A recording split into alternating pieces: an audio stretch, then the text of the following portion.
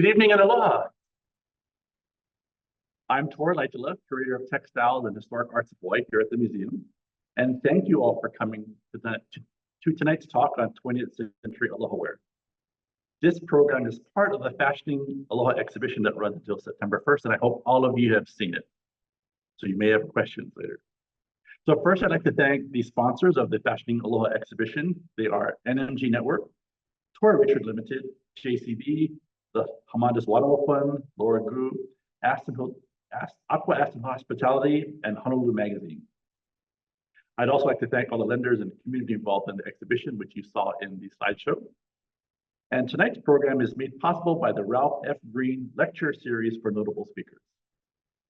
For those of you interested, we do have one more program coming up on Friday, August 30th at 7 p.m. right here, titled Designing for Change with Kuhau Zane and Cedric Hudson.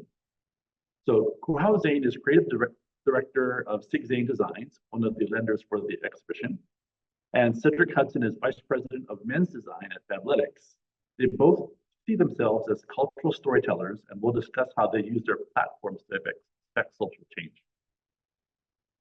So please know that this talk is being recorded and will be available on the museum's YouTube channel in the future.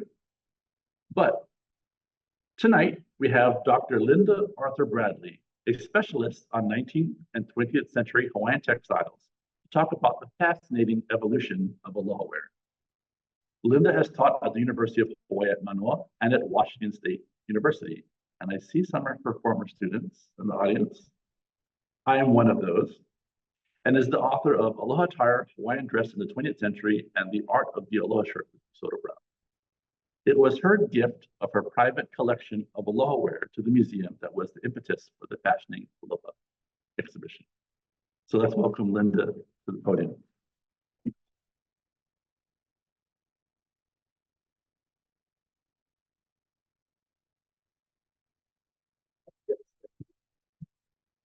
Aloha. Wow, this is going to be hard. Talking about trying to cover 20th century aloha attire in an hour. So much to say. First of all, I have to thank HoMA. What an incredible, incredible place. I spent so much of my time here during, I came to Hawaii in 1990, left in the early 2000s, and a really incredible time to be here. Life was so different. This was before big box retailers other than a Kmart. I think Kmart was here when I got here. But the aloha attire industry was huge. And I came into University of Hawaii Manoa, hired to teach our students what they needed to know to get into what was at that time a very thriving industry. And what I found was that they were most all going to go into the industry, but there were no books on the history of aloha attire. There was nothing to work with for a textbook. I thought, well, this is crazy. And there were a few people that were kind of working on the books, but they never quite got it done. So I finally said, oh, heck with it. Let me get in and do the research. And so a lot of the images in this presentation come from the collection that I managed at the University of Hawaii. I was a curator of well, all of the collections, but mostly I spent my time with the Hawaiian costume collection. We had about 15,000 pieces there. And many of them are in the book, which has already sold out here, but they're coming back in. So you should be able to get those later. But that particular book is about what was in the collection, what is in the collection at the University of Hawaii Manoa. So let me get into covering the history of aloha attire, and I have to apologize. Many of you probably know all of this stuff already, but I'm just going to try to hit it in kind of chronological order. And I can't guarantee that the pictures are as representative as possible because it's most of them. I've taken pictures of things that I've had access to. I don't have everything, unfortunately. And why is this not working? Okay, I can do it the old-fashioned way. Can I not? Okay, Tori, what's going on here? It's not moving it. It's this one, right?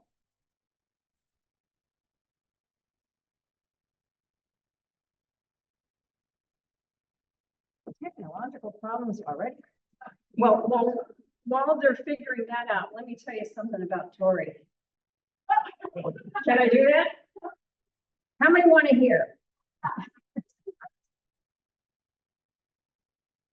Tori was not even in our department, but he kept wandering over from the art department. He crossed across this incredible, okay, wait, this was back, right? I want to go back again. Okay. I put this picture into this presentation for a reason. On the left side was the building for the apparel program that I was a professor in. The other side was the art building where Tori spent most of his time, but he kept kind of wandering over. And then I would go over to his side of the world because it had a wonderful professor, Pat Hickman, who did fiber arts and stuff. So there was a lot of back and forth. Tori took classes for me. I taught 5 different classes on historic costume. One was Hawaiian clothing, of course. But there was just so much similarity and interest. And he ended up taking a bunch of courses for me. And one of the things I've always taught my students is when you're building an exhibit, you need people to be able to understand what are the big concepts that you're trying to get across? Because an exhibit is not just showing stuff, it's teaching ideas. It's communicating the meaning that we have in the visual arts. Because with clothing and textiles, it's really kind of interesting how much communication we do with each other by what we wear. 80% to 96% of, okay, I'm sounding like a professor, but I'll keep it short.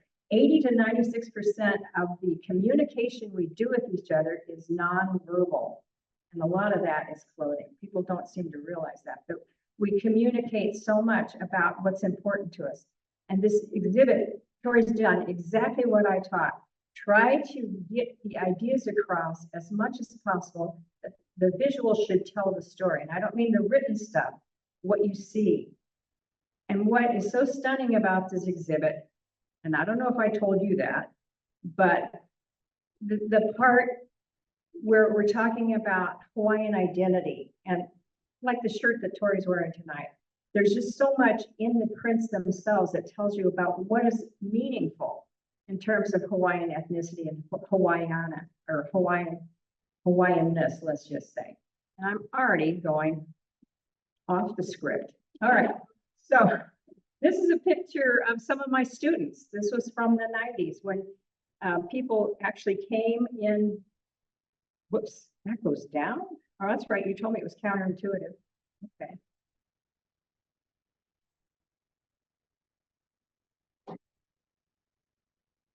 Why is it just going back and forth? You know what? Can I just use there, let's just do it old school here. Okay, so we have to go way back here. Before Westernization, in the pre-contact times, clothing was important to Hawaiians, although it's not even needed in these islands. I mean, you don't physically need clothing to survive in this environment. It's not even really needed, but from the beginning, it was important in terms of status distinctions.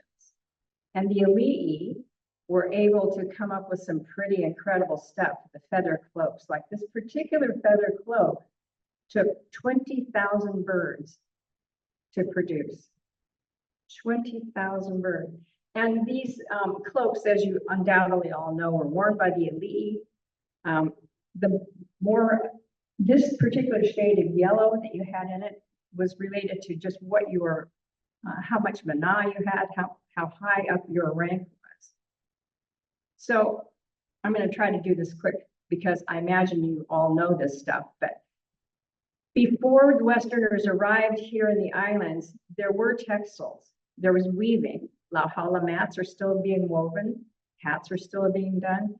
Twining, which was a way of using fibers to create like netting, which was the backing of those feather cloaks, and bark cloth, kapa. Then the Westerners started showing up in the late 18th century. And this was with mostly sailors, and the idea of woven garments comes into the islands. And the Ali'i in particular wanted some of that, these exotic things like pullover shirts, you know, they thought that was pretty cool. And a lot of those incredible feather cloaks were traded for something as simple as like a hat. Really interesting. This is one reason that there are so many of those feather cloaks in collections all around the world. They very quickly left the islands in the late 1700s. And so the idea of using garments to show status was important in the islands even before Westerners came. But what really sealed the fate of Westernization was the arrival of missionaries in 1820.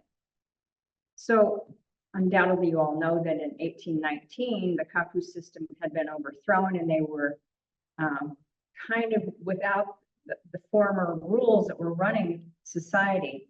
They were at a position when missionaries came in at a time where they were ready to take on new ideas. So at this point, we have a number of things going on. You have two cultures coming into contact, Westerners and the Hawaiian population, with different ideas about what should be done. The environment, as you all know, you don't really have to wear clothing.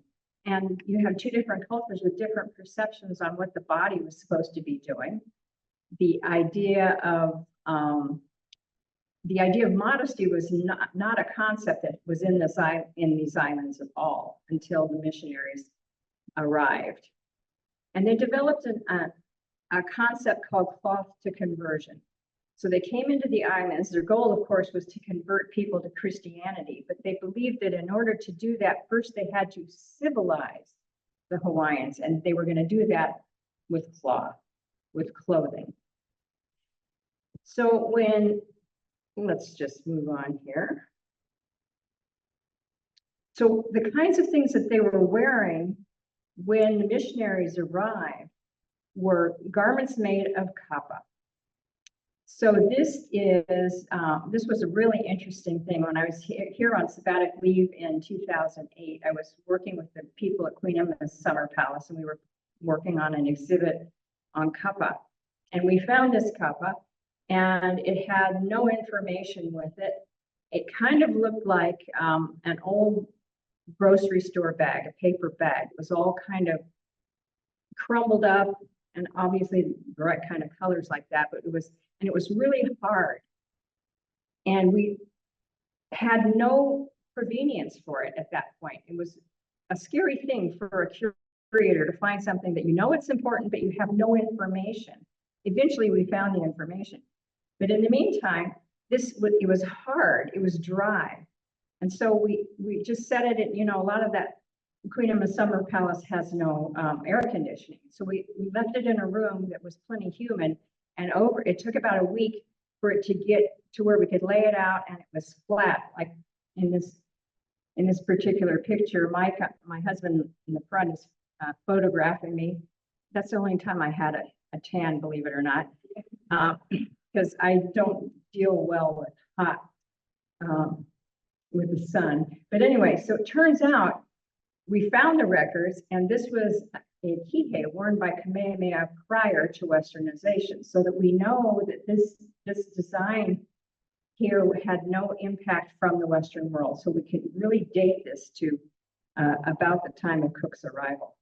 Pretty cool. That's exciting. So here we have images drawn in Maui and Lahaina. I don't want to cry. Hang on. But anyway, it was costume drawn by a student from the seminary, mid-1800s, showing what was being worn prior to Westernization. So you have the kihei on the guy on the right, made of kapa, woman on the left wearing a pa'u, a wrap on the lower body. So other images, these happen to be ali'i, so people in the highest social classes. And dress is not just the garments, it's the rest of the things you do to the body as well. The head coverings, hair, tattooing, all of that stuff. This is all part of dress. And in Hawaii, you could tell the position of a person in society, in the social position, by what they were wearing and how much of it they had and how they were wearing it. All of that stuff came together. Now, Queen Kahumanu, one of my favorite women in Hawaiian history, wearing a pa'u. The higher the woman's social status, the bigger the pa'u was, because the kapa takes forever to make. I actually took a class on how to make kapa. I spent 8 hours well, I don't know if we really want to get into how difficult it was, but it took an entire day to produce a piece that fit on a 3x5 card, and it was horrible. It takes a lot of work. At any rate, so the more kapa you had, the more valuable that was, because it was more rare. So a woman of high social status would have a pa'u that was covered a lot more of the body. So she's wearing a pa'u here. This was about 1816, and she is sitting on a makaloa mat. So it was made with flax, the fiber that makes linen, and underneath that, a lahala mat. So there's a lot of weaving and different textile techniques being used in the islands even before the missionaries came. But when the missionaries showed up, and they left the east coast of the U.S. in 1819, they were wearing the styles of 1819, which was a high neck dress, long sleeves, a bodice that had a waistline just under the bust, and then the skirt hung straight down from that. That's what they were wearing. Now, these missionary ladies were on average not quite 5 feet tall, generally about 100 pounds. And so reading the missionary journals, if you're ever bored, go to Mission Houses Museum, read through those journals. It's absolutely amazing. I've read them all. But the kinds of things that they had to say, the missionaries, not very PC, I got to tell you. They said the Hawaiian women had, quote, limbs of giant mold, M-O-U-L-D, and they were of immense size, at least 6 feet tall and 300 to 400 pounds. So you have these little bitty haoles, and they bring all these people to these white folks into the islands and say, hey, we're going to stay here and we're going to teach you important things. They didn't even get off the boat before Kahumanu and some of her retainers got on the boat with them, and they said, why are you here? And they said, oh, we're going to stay. No, you need permission of the king. Where's the king? We'll take you to him. It's going to take a week. So they're on the boat going to find the king, and Queen Kahumanu says, you know, I like what you're wearing. Make me some of those. So the missionary women talk to each other and say, you know, this look is not going to work well on a body quite that big. So what they did was, instead of having a waistline under the bust, they moved it up above the bust, which is how you get to the holoku on the right.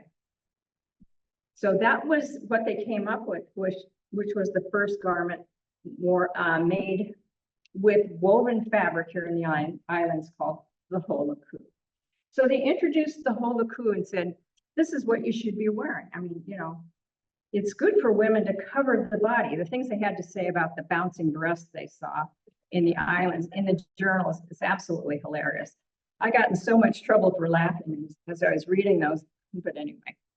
Okay, so the holoku was introduced at that point.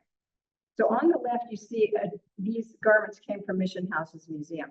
On the left was a garment worn by one of the missionary wives on that first voyage, and a holoku that was created for the Hawaiian women.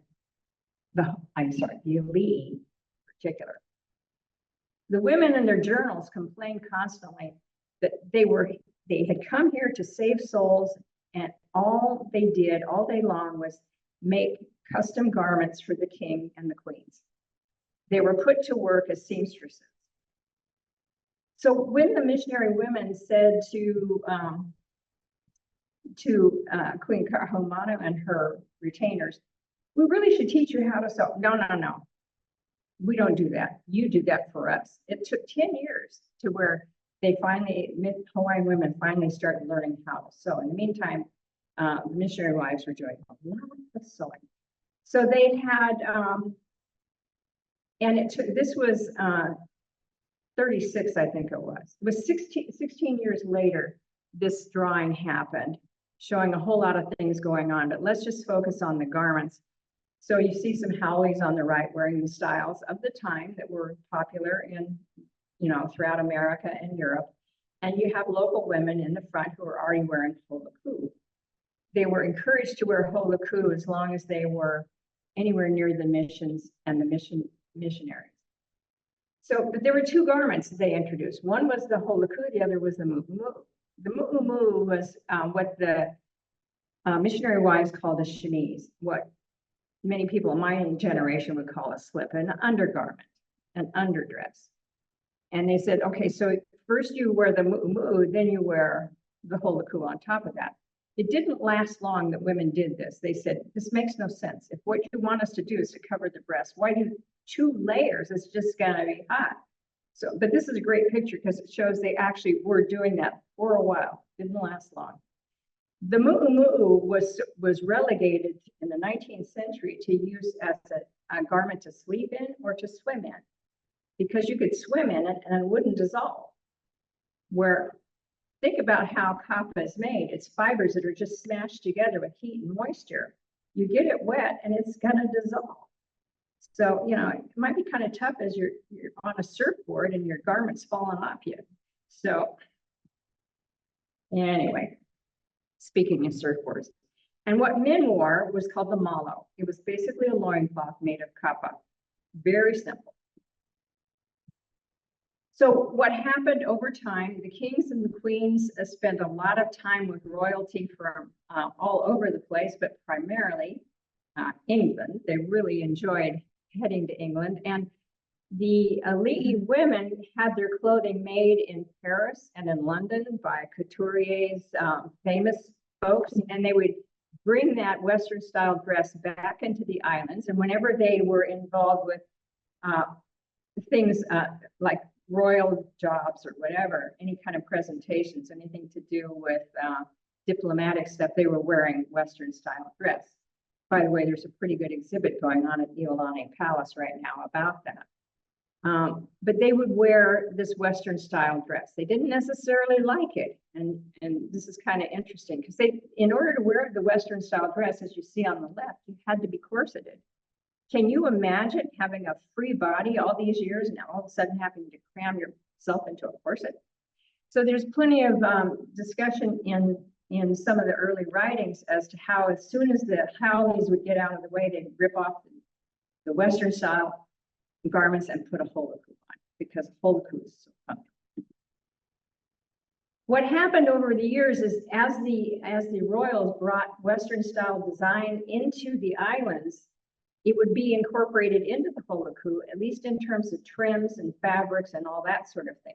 But the thing that was unique about Aloha attire in the beginning, for women in particular, was it was loose. And that was necessary to have air moving to keep the body cool because of the humidity here. So one thing that was consistent up until toward the end of the 20th century, consistent about Aloha attire, is it needed to be loose to keep the body cool. That changed.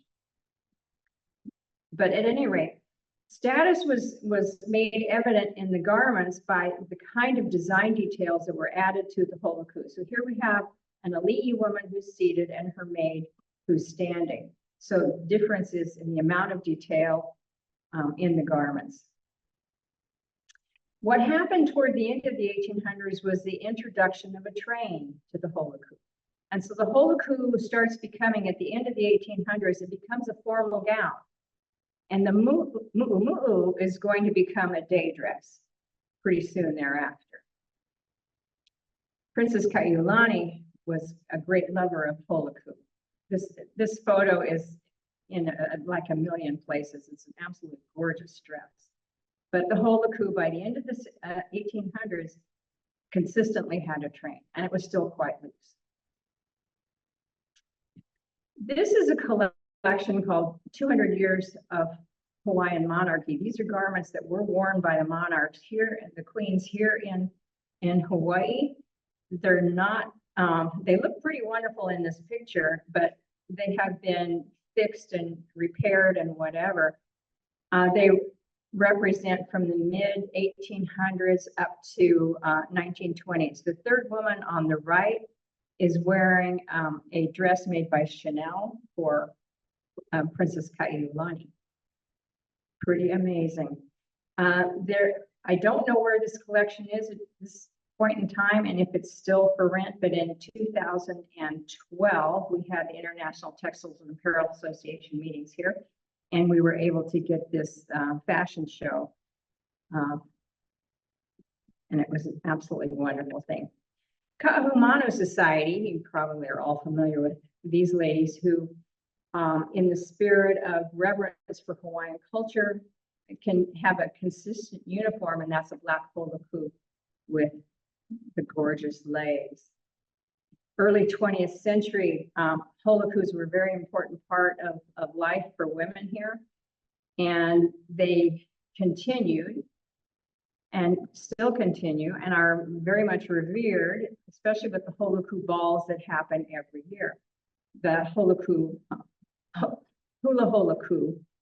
On the left, we have a picture done by Herb Kavainui Kani, famous picture of hula holoku, and the woman on the right is dancing hula holoku at a holoku ball. That's a lot of H's. Okay, so these pictures come from items that we had in the collection at UH Manoa. The garment on the left is a really fascinating one because it was kabi crepe, which was in the islands from the 20s forward, maybe earlier than the 20s.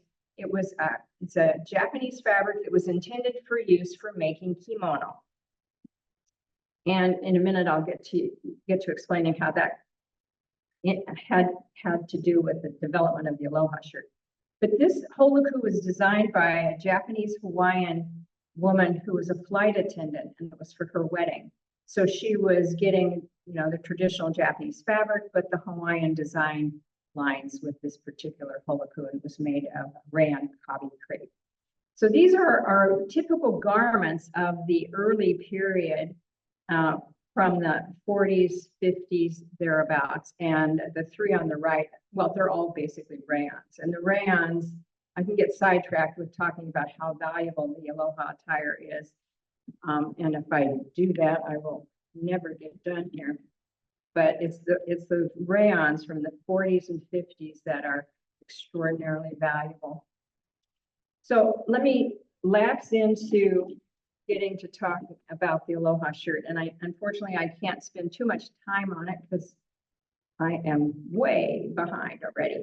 So before there was what was called an Aloha shirt, there was Musha Shia, the shirt maker, who brought in all kinds of incredible Hawaiian, incredible prints, mostly from Japan, mostly kabi crepes, but then started getting some Hawaiian prints as well. We were here, actually the day this exhibit opened up, we were here in town, my husband and I, we were at Bailey's, and a guy walked in with this shirt and he sold it to David Bailey, and I just about had a heart attack. It was so incredible. Long sleeved rayon silky Aloha shirt. Absolutely amazing. Musha Shia. But this is before it was called an Aloha shirt. It was in the period we called the proto Aloha shirt. Let's talk about how the Aloha shirt developed. Contrary to what has been said and printed, the Japanese did not invent the Aloha shirt. That may sound funny, but when I was curator of the historic costume collection here, a group of Japanese TV people came to interview me about the Aloha shirt. And I said, okay, well, here's the history of it. And I said, 5 cultural groups were involved in the development of the Aloha shirt. First, you have the pullover white shirt that the sailors wore. So you have the Western style garment, very loose garment, slit down the front, very simple. You have a Western style shirt. Then you have Japanese fabric. The lower right-hand corner is a shirt made of the kabi crepe that was very common. Musha Shia and other places had this fabric available. So you could buy your fabric there, and then you would take it to, so you have the Western style line, You have the Japanese fabric. You take your Japanese fabric to a custom shirt maker or custom garment maker, almost always Chinese. So you have Western, Japanese, Chinese. Then, also in the upper left hand, that is also a Japanese fabric. Then you have people actually creating prints with linoleum blocks, and they're literally stamping the dye onto white fabric and making their own prints. And that's how the one on the lower left, which was dated at 1938, was made. And the one on the lower left is typical of the earliest Aloha shirts, where it's simply a pullover with a couple of buttons. Very, very simple. So now you have some Hawaiian design coming in. And the last one is the Philippines. So the Barong Tagalog, you've probably all seen Barong Tagalog, a sheer kind of off-white shirt with incredible embroidery around the front, always worn outside the pants because it's cooler. So you put all that together, you have the Aloha shirt, not just made by the Japanese. Okay, here's a collection of silkies that I had. Now the silkies are what the collectors really want.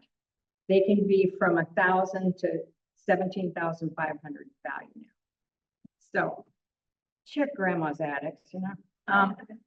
I know, no attics here. But after I left Hawaii and I started finding these things that I couldn't find when I was here, trying to increase our collection here, I could never find a silky while I was here. Not until I moved back to the mainland and I started finding them. So this was, this group of silkies here was, I can't remember what it came down to in terms of when it was assessed. It was maybe $20,000 for this group.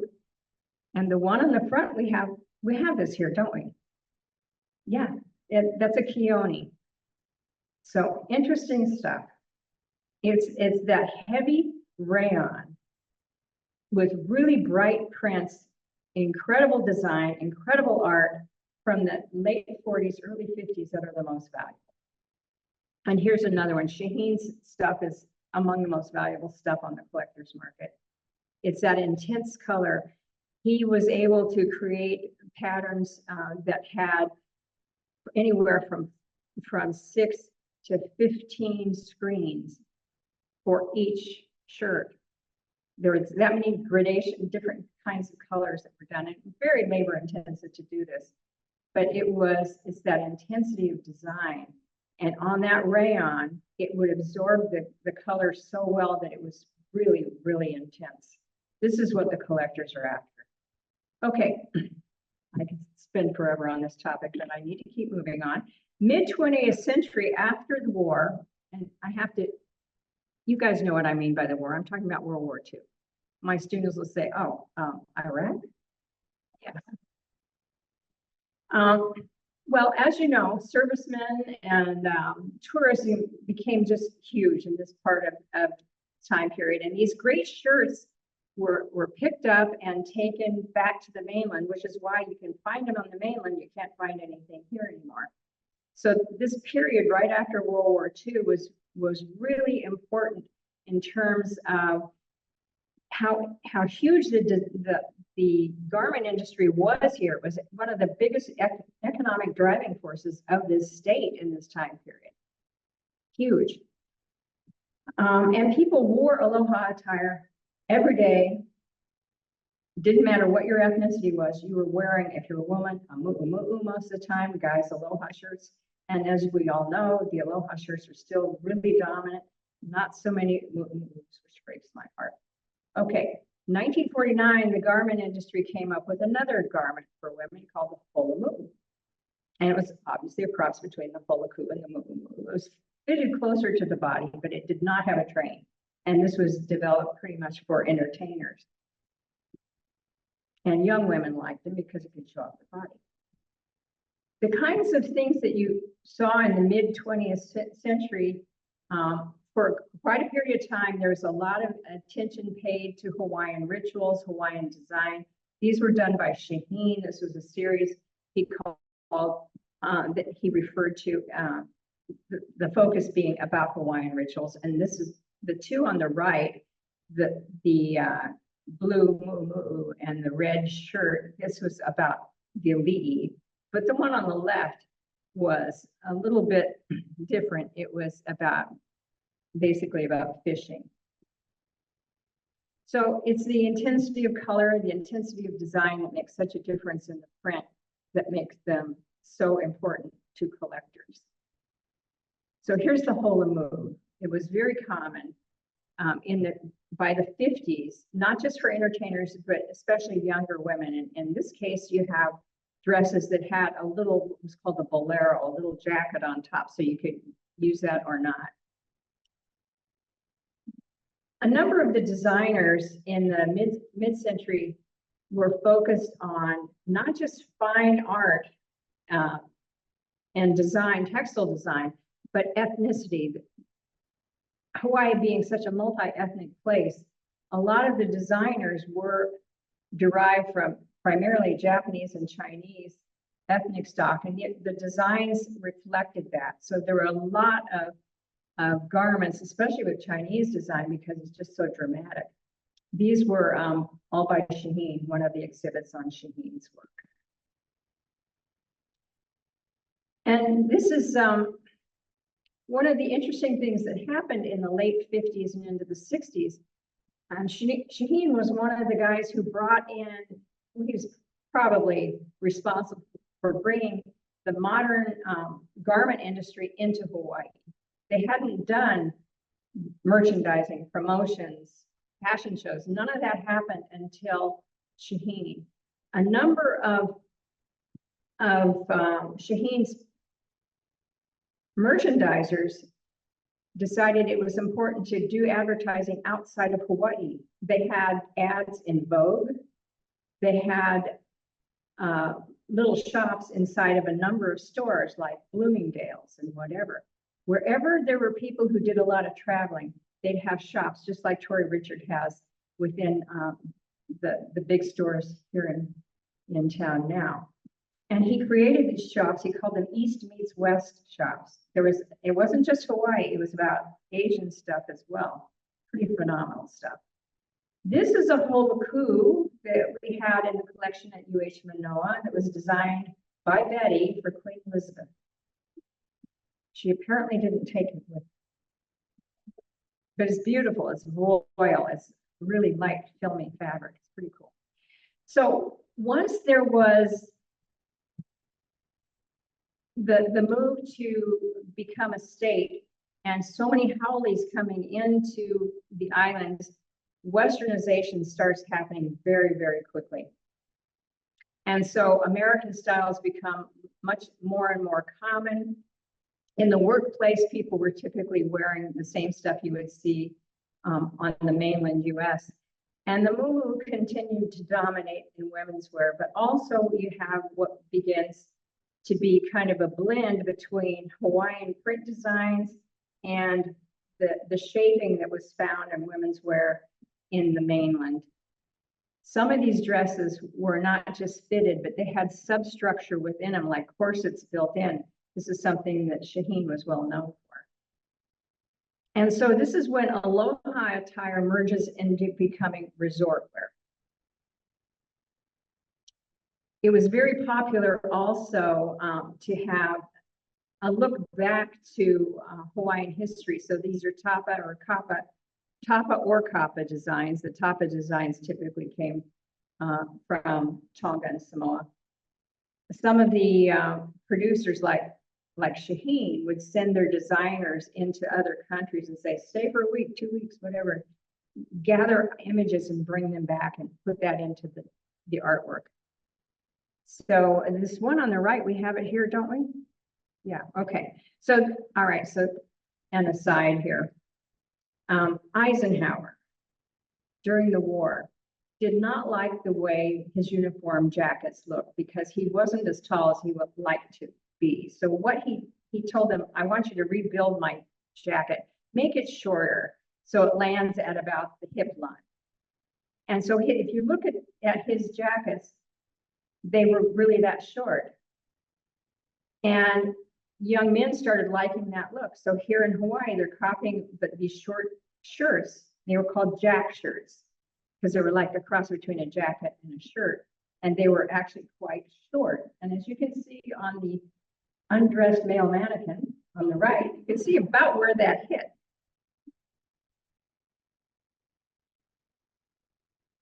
The sarong. Oh my gosh.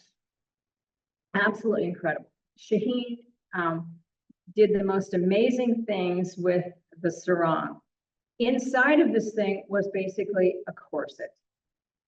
And in the 1950s and 60s, a woman who was working full-time would save an entire month's salary to buy one of these garments because of what it could do to the body. It was absolutely amazing how that corset could move flab that you didn't want to the places where you did. And the guy was a genius. He came from a family of custom couturiers, so he knew what to do. But it wasn't just that. It was you'll notice this print on the left. You're going to see that if you haven't been to the exhibit yet. In fact, right in front of the building on the left side is my holoku that I had a hard time parting with. Tori watched me dissolve into tears when I saw it the first time on display. But the way they used the fabric in order to draw your eye, look at how that's designed. So your eye goes right to that tiny waist. But on other garments, the fabric is used in different positions. The guy was genius, absolutely genius. Well, not just him. He had quite a few designers that worked for him, including Rudy Gernreich, who created the topless swimming suit. Remember that? Made of wool. But he didn't last long in Hawaii. His obsession with wool didn't do too well. Okay, the angel back holomu, one of my favorite things, and we have a great picture, a Tori Richard one, yeah. Red one. You got to see that. But I want you to, if you get back into the exhibit, take a look at how that works on the body. So the garment has some structure inside of it that holds that front part flat against your stomach. So there's strings, sometimes an actual, like a bra strap that holds that front piece taut, keeps it still so that when you're walking, this floating back is moving. It is the most amazing thing. So cool. But these are absolutely incredible. And the picture on the right, I think you can get a sense of how it actually fits. So at this point in mid-century, the garments are getting closer and closer to the body, which was common in the Western world. And at the same time, mid-century, we have a lot more use of dramatic prints. We're in cottons now. After the 50s, rayons simply go out of style. Although the first book that was ever written on Aloha Attire, the guy who wrote this, who didn't have much of a background at all, he said that the rayons, what happened with the rayons is the DuPont textile company lost the recipe for how to make it. Oh my God. So I interviewed DuPont people and found out, no, that didn't happen. And then I was interviewing the people who were producing Aloha Attire throughout the 90s and forward, and even before. Whoever was still alive by 1990, I was interviewing. And I found out rayon just went out of style. That was it. We were in the mid-century time period, and the designs were becoming more mid-century and less ethnic. That's what happened. So great cottons, though, came up. Command Garment Company did some wonderful stuff. These ones focus on the petroglyphs, the designs that are carved into rock faces here. So things of Hawaiian interest were still really hot. But what happened by the 1950s is what happened in mid-century is they're looking back to the 50s, to the 40s and 50s, the golden years of Hawaiian apparel. So it was a period of looking back. This was not necessarily a great period for Hawaiian design, but it got better. So what has happened since is the licensing of some of those really phenomenal designs. This is Alfred Shaheen on the left wearing his very, very favorite shirt, which was a Samoan design. It was done in browns. But on the right, we have Ren Spooner is doing authentic reproductions of those designs, but in different colors. So you see a lot of that licensing is happening. My favorite shirts, which you cannot get now, Tori Richard, incredible stuff. Mike and I lecture on cruise ships. Before people come into Hawaii and we're teaching about various things, I always say, make sure you get into the stores and buy some of the really finest stuff, and definitely see Tori Richard. But these were embroidered panels on the back, absolutely incredible shirts, but they don't produce them anymore. Too bad. Sig Zane, incredible designer. Focuses always on things that have Hawaiian relevance in terms of design, that sort of thing. Late 20th century, yeah, there's still holoku and mu'umu'u. Typically, it's us old ladies that have continued that, but you've got mu'u month in January now. You've got young women enjoying wearing vintage mu'u, so they're not dead, thank God. So still focus on a lot of ethnic design details toward the end of the century. The holoku balls, incredible, wearing the old ones from the family, if you're lucky to have such a thing. Contemporary holoku, still there, but not that many of them, but it's the holoku ball. Isn't that amazing? Absolutely amazing. How many yards did that take? But stunning, absolutely stunning. So the holoku ball, this is the place to see the old holoku come out, or holoku that have been in the family and been fixed up periodically. This was a holoku ball on the Big Island. This one on the lower right was an authentic reproduction of one from 100 years before or thereabouts, kept in the family. It was falling apart, so they sent it to a local designer who reproduced it. Faithful reproduction. So it's not gone, thank God. At the end of the 20th century, what happened is what was happening in fashion nationwide in particular was all of a sudden, it was time to show off your body. And we hadn't done that much with the mu'u. I mean, it's how do you want comfort or what? But anyway, so they got smart and figured, how can we do this without having a whole lot of fitting? And this is, mass production. You cut it on the bias. The bias is, you know what bias is?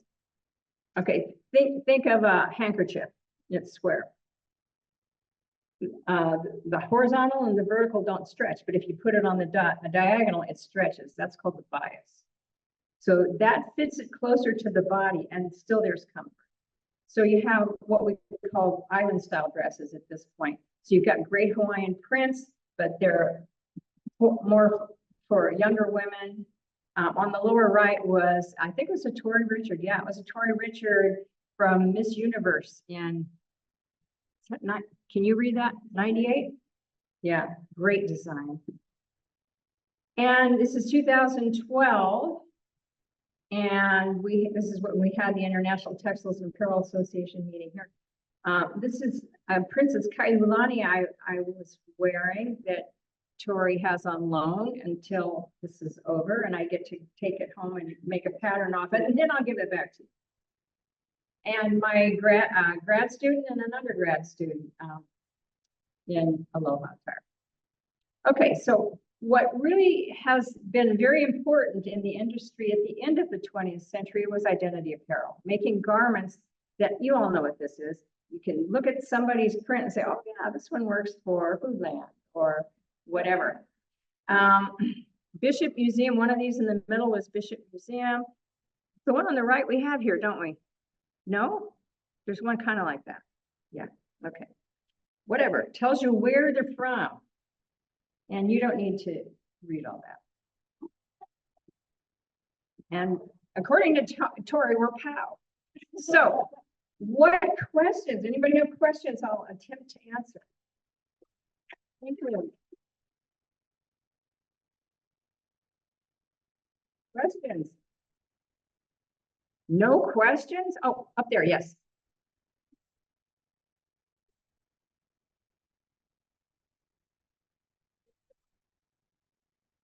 The slide with the one with that was Miss Universe, was that on the bias? No.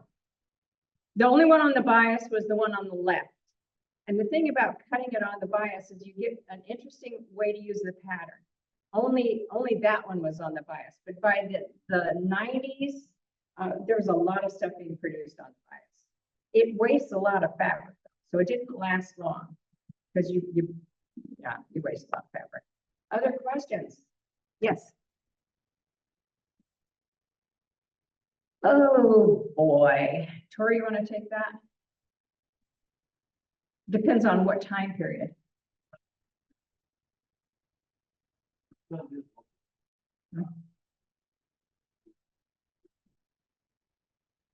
Hands-free? Yeah, I would say in the 1950s.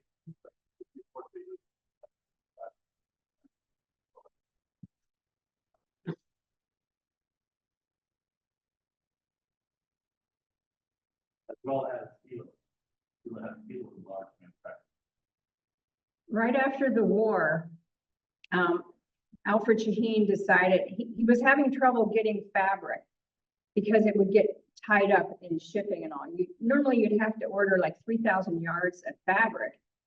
And they just didn't have that much demand at that point. And he figured, the best way to be effective was to print your own fabric. So right after the war, he got a Quonset hut, started picking up miscellaneous stuff, bicycle parts, whatever. He built his own screen printing plant with 60-yard tables, and he had screens that were generally 24 inches.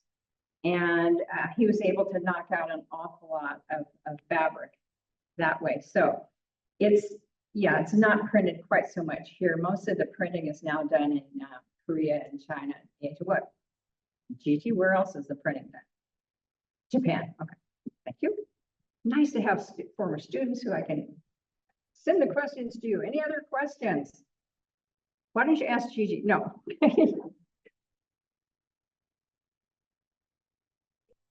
Well, thank you.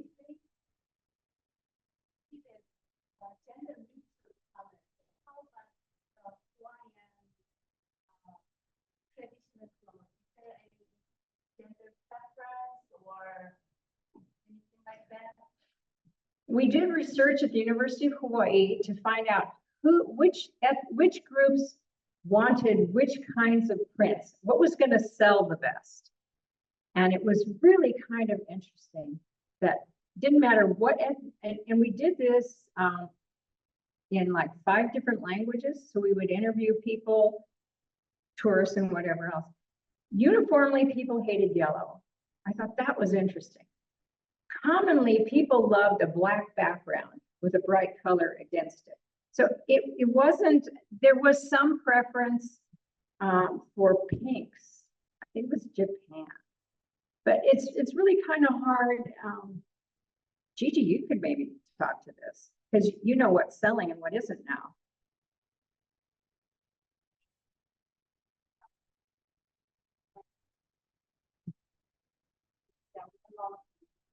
Mm-hmm. But then sometimes, pink surprised me a lot of times. Mm-hmm. Yellow, a lot of times it's not yellow, but pink surprises me a lot of times. And then coral, and actually the stores are asking for reds a lot of times. Because we just don't do a lot of reds. Your question about gender just made me think of something. There was in the 40s and 50s, there were Aloha shirts for women and for men. The women very quickly just went to buying the men's shirts. So there aren't that many Aloha shirts out there for women that are designed for a woman's body.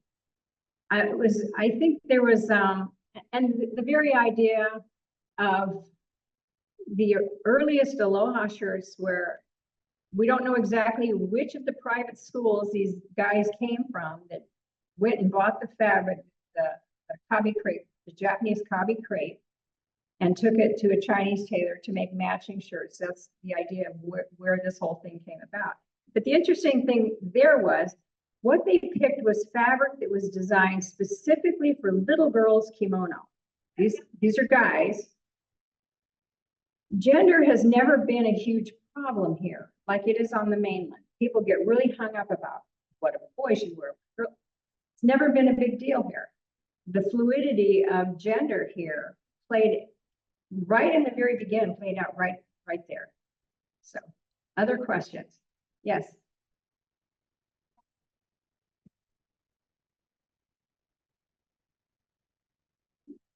It's back.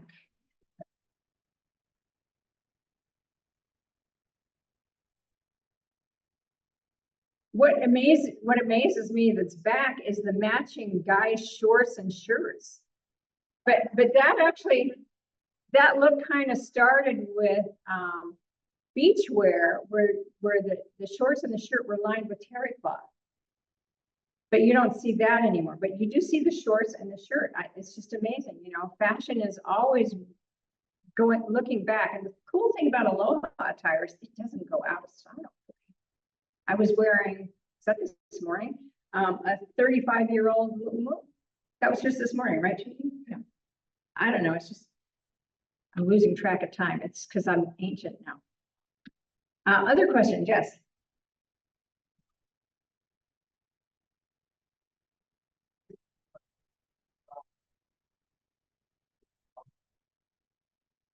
You probably didn't see a decimal. Those, the shirt that made history on the sale of Aloha shirts, $17,500 is what it sold for a few years back. And this was a shirt worn by Montgomery Clift in the movie From Here to Eternity, which cost $398 in 1953 when it was purchased. So generally an expensive shirt during the heyday of the Aloha shirt might have been $4 or $5. But the women's dresses were very expensive when, not muumuus, because muumuus were very quick to construct. But the things like Shaheen did with all the structure in it, those were pretty expensive. Yeah. Other questions? Yes.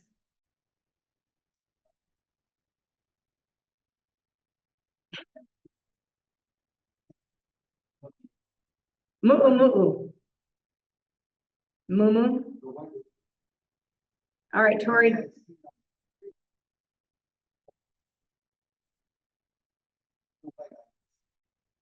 Let's let Tori talk about the Hawaiian diacriticals.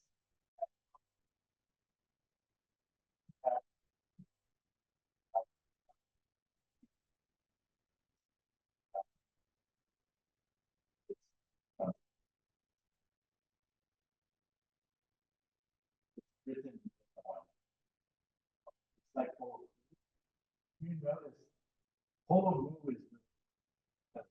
is it was developed in 1949, but it was a combination of Honolulu and the Honolulu, and so it becomes the Honolulu. But it's how it's spelled related to the time period. The modern spelling in Hawaiian is with a kahako with one U. Historically, you saw two U's together, and then for a short period in the 70s, somebody puts a okina in, so sometimes you see Honolulu with two U's, Honolulu, or Honolulu with the top coat. So it all depends on the time period, but for the most part, it is Honolulu and Holoku and Honolulu. Does that answer your question? More than you ever wanted to know. That's why I left it to Tori, because it's a very important and politically sensitive thing. You want to do it right. Yes, question back.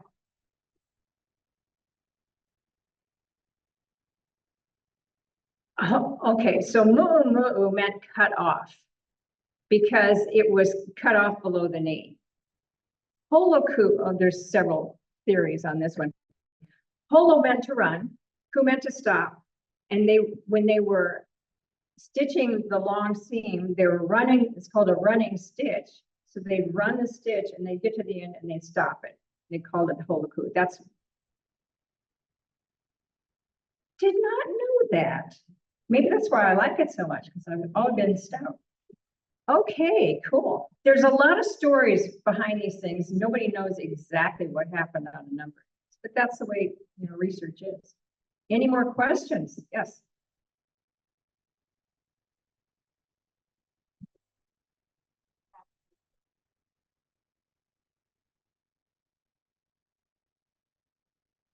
When you say patterns, are you talking about the construction of the garments?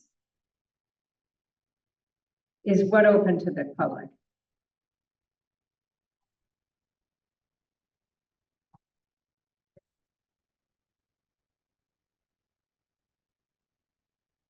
Well, there are patterns at Fabric Mart on, is it Kalakaua? You can still get Hawaiian patterns for moves. They're not cheap, but they're accurate. They're really good. Yeah. And for anybody who really knows how to sew, you can. Well, I shouldn't say that anymore. Some of us can take an existing garment and make a pattern off of it, which I want my Princess Kaiulani back when this is over. But they're simple. Thank God they're simple. But yes, you can get those, but you can also get them online. The problem is when you order something online and you don't know if all the pattern pieces are going to be there. I've gotten a few of them where there's the instruction sheet and nothing else. But you need the pattern pieces, right? No, they can be purchased online. There's still quite a few out there, but Hawaii, the Fabric Mart has more than any place I've seen anywhere in the islands. Other questions? Yes. Shaheen. Shaheen is Lebanese. His family left Lebanon and came to New York, the New York area, where they were until they came to the islands in the 30s. And his parents were in the fashion business. So they learned, about fashion, the production, the whole bit in the belly of the beast in New York City. Came to Hawaii. They had a custom business. They did custom couture, basically, one of a kind, incredibly beautiful garments. But Alfred decided after the war, he wanted to do more mass production.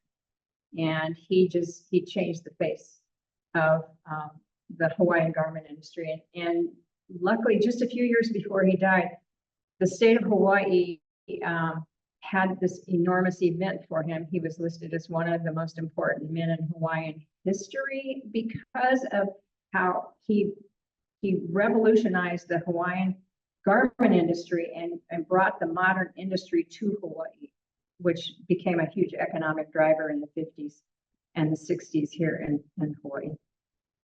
Yes. Pardon me? He had places all over. He had a footprint just about everywhere. He ended up with he moved many times. As his business got bigger and bigger, he kept moving. He had retail establishments all over, including in major cities on the mainland. So he was just about everywhere. Any other questions? Yes.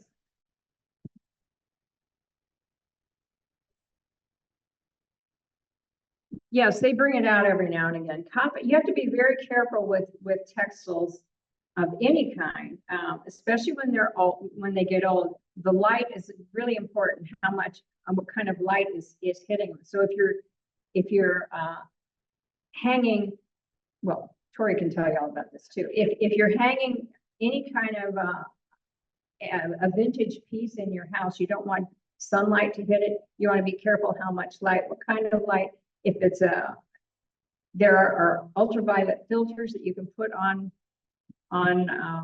your lights to protect things. And when you hang textiles, don't leave them there for long. Take them down periodically because gravity, just like our skin, when I came here, I was just a chubby-faced person, and now all I've got is wrinkles. Gravity pulls on everything, fabric as well. So you have to treat it kindly because some of these garments are older than some of us in this place. Anyway, thank you very much for your kind attention. Thank you very, very much. I just want to add that if you haven't seen Fashioning Aloha, it is up till September 1st. So hope all of you will come and enjoy Linda's works on display. Thank you all.